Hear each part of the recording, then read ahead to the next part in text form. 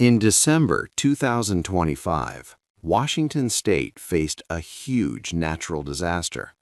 A powerful weather system known as a Pineapple Express atmospheric river brought an enormous amount of rain. Over 5 trillion gallons of water fell across the region. This was a crisis that could be bigger than the very bad floods of 1990, which many people in the Pacific Northwest still remember well. Meteorologists who study weather gave serious warnings. They said the situation was catastrophic. This meant extreme danger and damage were very likely. Because of these warnings, Washington State activated its highest level of emergency response. Teams got ready to help people and protect areas. This event made many ask deep questions about the region. Was the state truly ready for such big floods? And how would the changing climate make future events different? This story will explore these important questions about Washington's readiness and how climate change makes it vulnerable. As the heavy, continuous rain filled rivers, they quickly began to swell. Water levels rose at an alarming speed. State officials leading the emergency efforts had a terrifying question on their minds. The defenses built to protect communities, like dams and levees, were about to be tested. Would these structures hold back the powerful floodwaters? Or was the Pacific Northwest on the edge of seeing a disaster far beyond anything it had ever experienced before? The answer would soon become clear. 2. A river in the sky. Chapter 2 explains the weather event. It was an atmospheric river. Think of it like a very long, narrow path of water vapor, a river in the sky. This invisible river carries a lot of moisture far across the ocean. When this system reaches land and hits mountains, it releases a huge amount of water as rain. People sometimes call these specific systems a Pineapple Express because the warm, wet air often comes from tropical areas, like near Hawaii. In mid-December 2025, an especially strong atmospheric river hit Washington State. Over just 1 week, nearly 5 trillion gallons of rain fell. This is a truly enormous amount of water. To imagine it, this is enough water to fill about 18,000 Empire State Buildings. In some parts of the Cascade Mountains, rain fell very quickly, sometimes more than half an inch every hour. For example, a place called Paradise on Mount Rainier received 3¼ inches of rain in only 10 hours. Many lowland areas saw 3 to 6 inches of rain, while the mountain areas got even more, 6 to 12 inches. This powerful and dangerous storm formed due to a combination of specific weather factors. The ocean waters were unusually warm, and the air above them was also warm and moist. This warm, wet air flowed strongly and steadily, lining up with the jet stream. There were also unusual weather patterns, even tropical storms, happening far away in Indonesia. All these conditions worked together to create what meteorologists called a perfect storm for heavy rain. An important part of this event was called orographic enhancement. This happens when the moist air from the atmospheric river is pushed up by tall mountains. As the air rises, it cools down, and this makes it drop even more rain. This effect makes the rainfall much heavier in mountain areas than in flatlands. This mountain effect would be very important. It would turn the normal rivers into much bigger, faster, and more dangerous bodies of water. With such an unprecedented amount of water pouring onto the ground, it had to go somewhere. The state's many rivers and streams were simply not built to handle this shock. They were about to receive a volume of water far beyond their normal capacity. The rivers get bigger. The rivers in Washington State quickly became dangerous. The heavy rain filled them up, turning calm waters into raging torrents. They grew wider and flowed faster with tremendous force. People watched with deep worry as the water rose higher and higher, threatening everything in its path. The Skagit River was one of the first to cause major alarm. Weather experts predicted it would break old records by several feet. Near Concrete, the river was expected to reach about 47.62 feet. This was far above its previous record set in 2021. Further downstream, in Mount Vernon, a city of 35,000 people, the Skagit was predicted to rise to 41.54 feet. This would surpass the record set in 1990 by nearly 5 feet and was 9 feet above normal major flood levels. The scale of the rising water was immense. Many other big rivers across western Washington also faced extreme flooding. At least 10 main river systems approached or went past major flood stages. The Snohomish River, north of Seattle, was forecast to reach 33.77 feet, just above its 1990 record. The Snoqualmie River, winding through areas like Falls City, reached heights not seen in 10 years. Farmland disappeared underwater, and main roads vanished. The Puyallup River, which flows through Ording, found itself at major flood levels. Water spilled into neighborhoods and made roads impassable. Smaller rivers changed dramatically too. The Nassau River in southwest Washington quickly transformed. It went from a depth of just 5 feet to nearly 20 feet deep due to the intense rains. What was usually a moderate watercourse became a wild, powerful torrent, overflowing its banks with an overwhelming, unstoppable force. Robert Ezell, the director of Washington's Emergency Management Division, gave a chilling prediction. He stated that the strong walls built to hold back the water, known as levees, would not just be tested by the floodwaters. He warned that they would be over the top. This meant the very defenses created to protect communities were about to be defeated. It was a terrifying sign of the disaster ahead. 4. People must leave.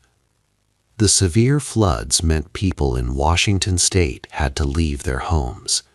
The disaster quickly moved to a human scale. On December 9th, Governor Bob Ferguson declared a statewide emergency. This action meant more state help could come, and he activated the National Guard.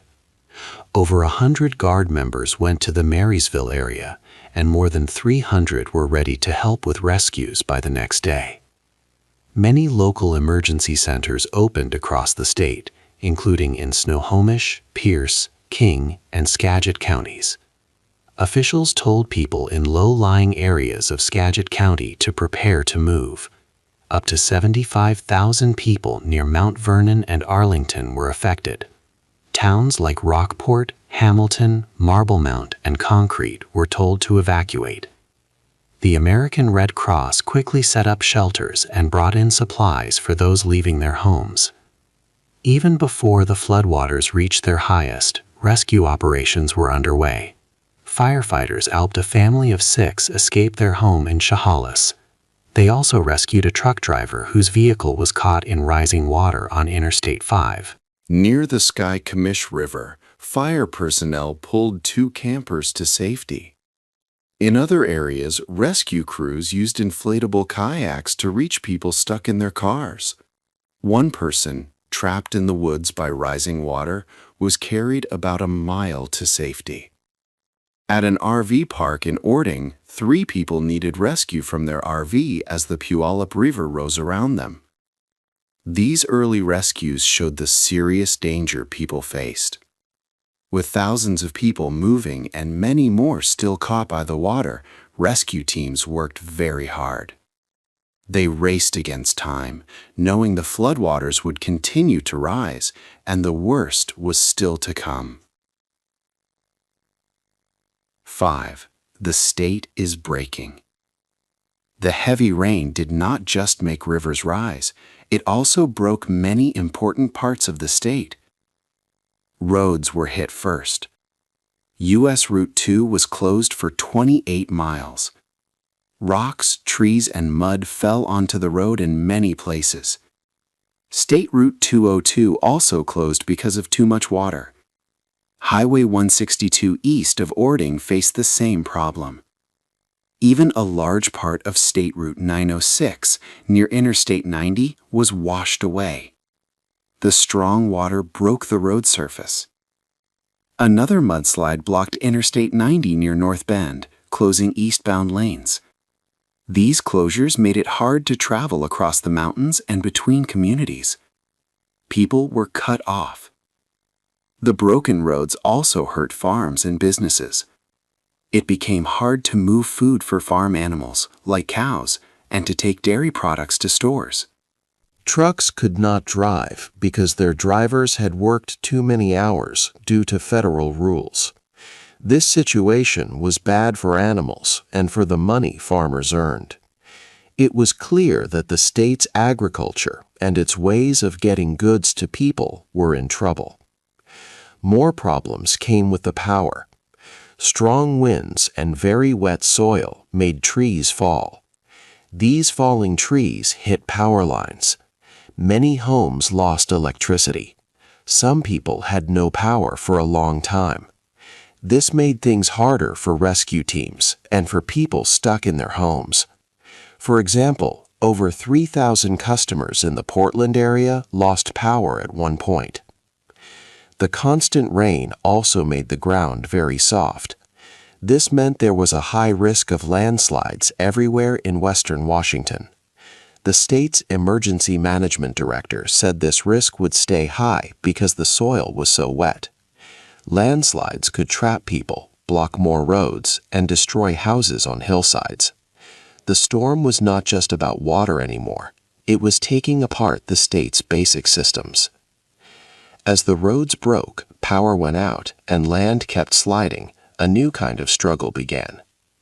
Governor Bob Ferguson asked the federal government for help. He needed money and support for the state, but the Trump administration had said no to a similar request just months before, without saying why. Now the governor wondered if they would help this time. The question of federal aid became a new important battle. 6. The Ghost of 1990. For many years, the flood of 1990 was Washington's worst disaster. It set the standard for danger. That year, 2 large rain events hit one after the other. 2 people lost their lives. About 2,000 residents had to leave their homes. Total damage reached around $120 million. Homes were ruined, roads and bridges broke, and protective walls, called levees, failed. Farms lost crops and animals. Fur Island in Skagit County was hit hard in 1990. The levee there broke 2 times. About 500 people evacuated from Fur Island. Around 170 homes and farms were flooded. It was a time of great loss. Now, in 2025, forecasts for the new flood were even worse. The Skagit River was expected to rise much higher than in 1990. In the city of Mount Vernon, it would be almost 5 feet higher. The Snohomish River was also set to reach a new record, just above its 1990 level. This showed the current danger was bigger than before. Since 1990, communities tried to prepare better. They built stronger levees and flood walls. They also improved flood prediction. For example, in Orting, the mayor said the city had improved its flood defenses a lot in the last 15 years. These efforts helped. Without them, the city would have flooded badly at current river levels. However, the sheer amount of water from the 2025 storm was immense. Even the new strong defenses were at risk. Warnings said many levees could be over the top. This meant water would flow right over them, making them useless. It showed that even with modern improvements, the flood was too big. The people fighting this flood were not just fighting water. They were fighting the ghost of the region's worst disaster. Everyone wondered, would history repeat itself, but in an even worse way? 7. A future of floods. The huge floods in December 2025 made many people ask a serious question. Are these big floods the new normal for the Pacific Northwest? Scientists have studied these powerful storms, called atmospheric rivers, and how climate change affects them. They say that a warmer world changes how these storms work. When the air gets warmer, it can hold more water.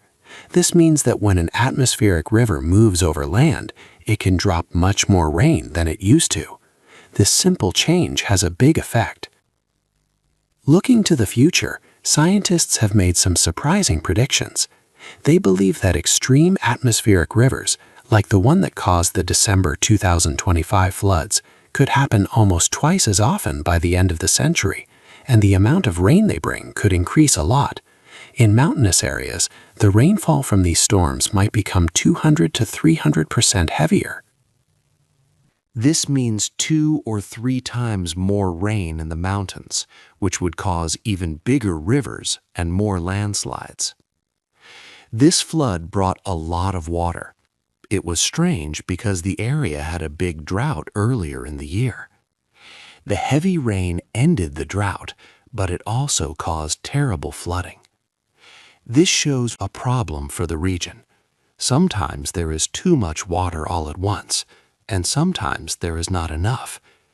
This is like a boom-bust water cycle.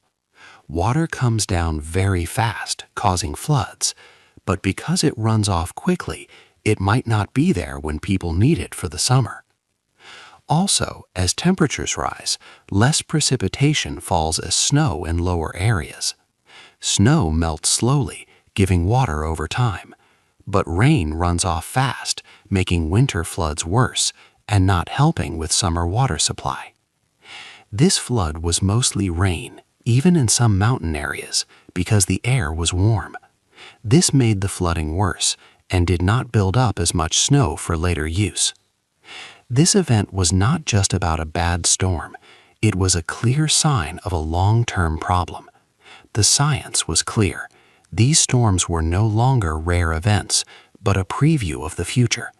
The very survival of communities in the Pacific Northwest would depend on how they answered this terrifying wake-up call. 8. A warning in the water. The big flood in Washington state in December 2025 was much more than just a weather event. It was a clear sign that the warnings about climate change are real and happening now. The huge amount of rain, nearly 5 trillion gallons, made people face difficult truths. It was a time for serious thinking, a moment of reckoning. This flood forced communities to ask important questions. For example, where is it safe for people to live in the future? How should new buildings be made to stand against strong waters? And how can towns and cities manage so much water when the climate is becoming unstable? The old ways of planning might not work anymore. This event showed that the Pacific Northwest needs new ideas for how to live with changing weather. Many people showed great courage during the flood. Rescue teams saved families from rising waters, and neighbors helped each other. This heroism was truly inspiring. But even with all this effort, the flood also revealed a difficult truth. Current plans and defenses might not be enough for what is coming. Levees built to protect towns were tested like never before, and some were nearly over the top, as Emergency Director Robert Ezell said. This suggests that the region's infrastructure, based on past records, may be too weak for future storms. The floodwaters were a powerful and destructive force, causing great damage. Roads closed and some communities were cut off. Farmers worried about their animals and crops. But the water was also a loud warning. It showed people that extreme storms, called atmospheric rivers, could become more common and much stronger. Scientists have studied this. They say that because the world is getting warmer, the air can hold more water. This leads to heavier and more frequent rainfall, especially in mountain areas. These events, which once seemed rare, might soon be the new normal.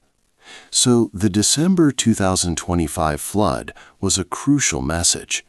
It called for everyone in the Pacific Northwest to think about their future. What lessons will they learn from this warning?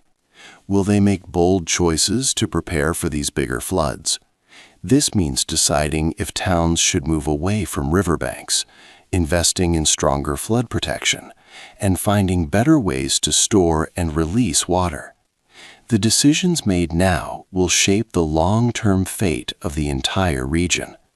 The future depends on how people answer this powerful warning from the water. What do you think communities should do to prepare for bigger floods in the future? Hey there! Just a second before you go. If you learned something new today, please give this video a like, write your thoughts in the comments, and subscribe to the channel. It only takes a second, and it really, really helps to create even better English videos for you. Your support means the world. Thank you.